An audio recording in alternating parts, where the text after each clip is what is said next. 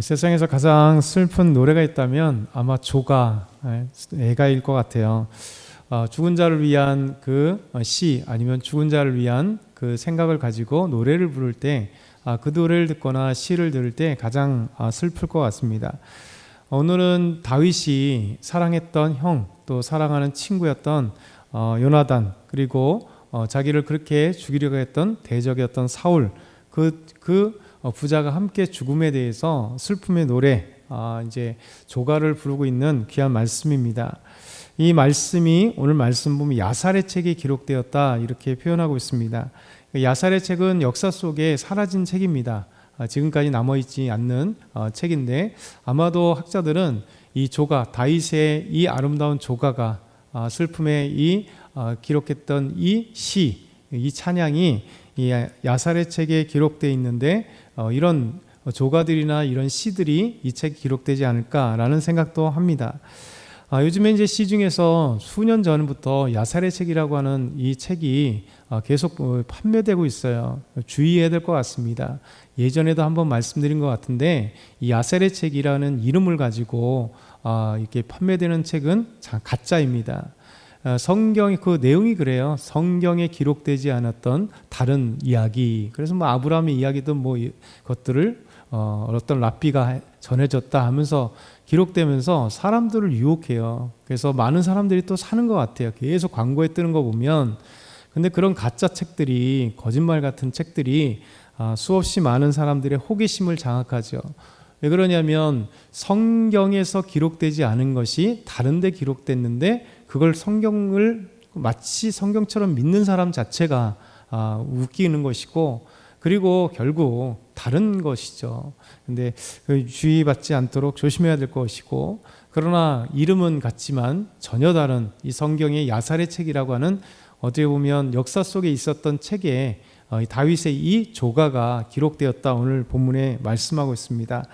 그래서 다윗이 부른 이 자기의 형이면 사랑하는 친구였던 요나단을 위해서, 이 사울을 위해서 그의 장례식에 정말 이 죽음에 대한 이 조가를 부를 때 이 조가를 활노래라 이렇게 말하고 있어요. 활노래. 그러니까 아마 이 화살 알죠? 활 이렇게 있으면 그 실이 있어서 띵띵띵띵 이렇게 치면서 마치 이렇게 하프처럼 이렇게 튕기면서 그 소리와 함께 노래를 불렀던, 그래서 활노래라 곧 야살의 책이 기록되었다 이렇게 말씀하고 있습니다.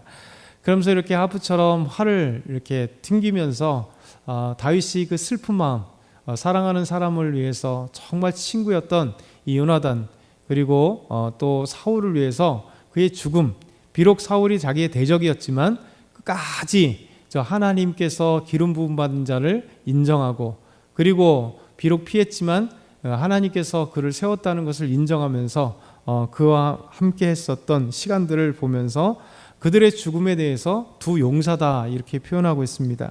19절에서 25절 말씀 보면 이렇게 그가 기록하고 있죠. 이스라엘아, 내 영광이 산 위에서 죽임을 당하였도다.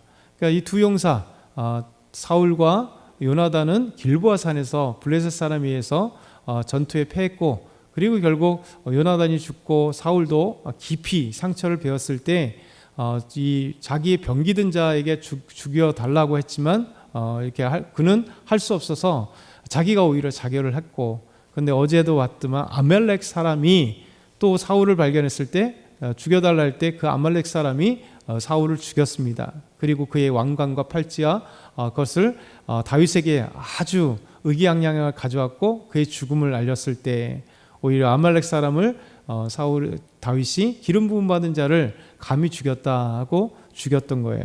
그래서 산 위라고 하는 것은 다 요나단과 다윗이 죽은 길보아산입니다. 길보아산. 이스라엘의 북쪽 갈릴리 가기 직전에 있는 산입니다. 이 길보아산에서 오라 두 용사가 엎드러졌다.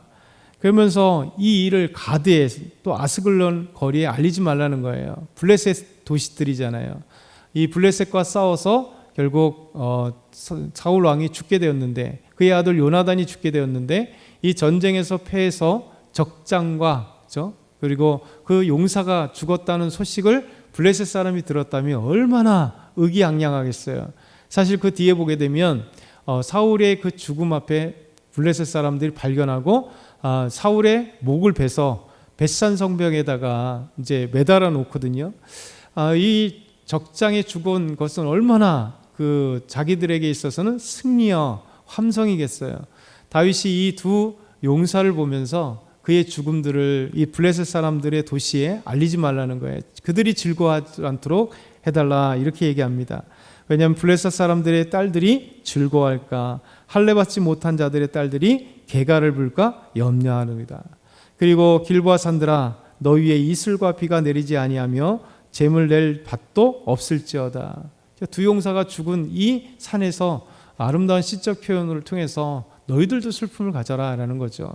그러면서 거기에 두 용사의 방패가 버림받음이니라. 곧 사울의 방패가 기름 부음을 받지 아니함 같이 됨이로다. 죽은 자의 피에서 용사의 기름에서 요나단의 활이 뒤로 물러가지 아니하였으며 사울의 칼이 헛되이 돌아오지 아니하였도다. 그들은 죽임을 당했다는 겁니다. 그런데 사울과 요나단이 생전에 아름답고 사랑스럽고 아름다운 자이러니 죽을 때에도 서로 떠나지 아니하였다. 그렇죠?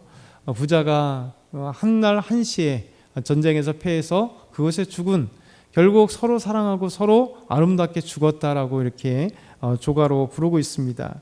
그래서 그들은 독수리보다 빠르고 사자보다 강하도다. 이스라엘 딸들아 사울을 슬퍼하여 울지어다.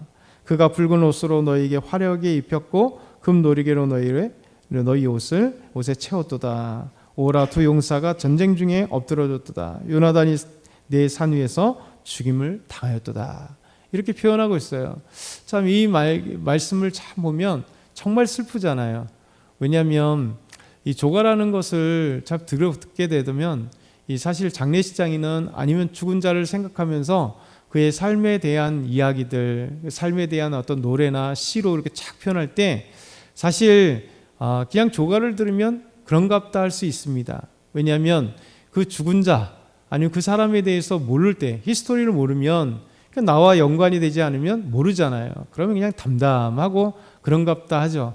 그러나 이제 그 사람에 대해서 알 때, 삶을 알 때 그 사람을 기억하면서 그 사람에 대한 정말 마음들을 담아서 이 조시로 쫙 읽을 때 사실 얼마나 가슴이 아프겠어요. 그리고 그 조시를 쓴 이 조가를 조시면서 노래인 이 조가를 불렀던 다윗의 마음은 그들을 생각하면서 이렇게 깊게 부르는 거잖아요. 그러니까 다윗의 마음 가운데 그 슬픔의 마음이 아마 깊이 담겨 있었던 내용들이 있는 것이죠. 그래서 우리는 한번 생각해보면 누군가를 생각하면서 슬픔에 사랑하는 분들, 저희 이제 부모님들이 안 계신 분들은 어버이날이 지나갔으니까 그래도 우리의 부모님들을 다 생각하면서 그 마음에 우리 엄마 아빠를 우리 부모님들을 딱 마음에 담고 무엇인가 이렇게 기억하고 아마 중얼중얼 그분들의 삶을 조금이라도 기억날 때 중얼거린다면 아마 진짜 마음이 울컥할 거예요. 그런 마음으로 이 다윗은 지금 두 사람을 기억하면서 이렇게 하는 겁니다. 그래서 어제 말씀을 쭉 묵상하면서 이런 적용 질문을 한번 해봤어요. 우리는 이렇게 슬픈 자를 생각하며 이 노래를 부르는 그걸 떠나서 다윗은 지금 누구를 위해서 조가를 부르고 있다고요? 사울이잖아요. 자기의 대적, 자기를 위해서 그렇게 힘들게 했던 그런 사람들을 위해서. 그래서 우리는 사랑하는 사람이든 사랑하는 형이요 친구였던 요나단은 그렇다 쳐도 사울에 대해서 그렇게 대적에 의해서 그를 기억하면서 그들을 찬양하며 높일 수 있을까? 우리의 대적 원수들을 나를 힘들게 했던 사람들을 기억하면서 그들을 축복할 수 있을까? 그런 것들을 기억할 수 있으면 좋겠어요. 그래서 나도 비록 조가는 아니지만 살아있는 사람들을 위해서 나의 대적들을 위해서 내가 용서하고 오히려 그 사람들에 대해서 축복하고 하나님께서 그 한 영혼들이 변화될 수 있도록 위해서 기도하는 아름다운 시리의 사람이 되어야 되겠다. 이런 적용 질문을 한번 생각해 보면서 저도 한번 이 조가의 말씀을 한번 읽어봤습니다. 저와 여러분도 오늘도 믿음 안에서 아름다운 승리 하나님께서 함께 하시고 위로하시는 한 주 되길 소망합니다.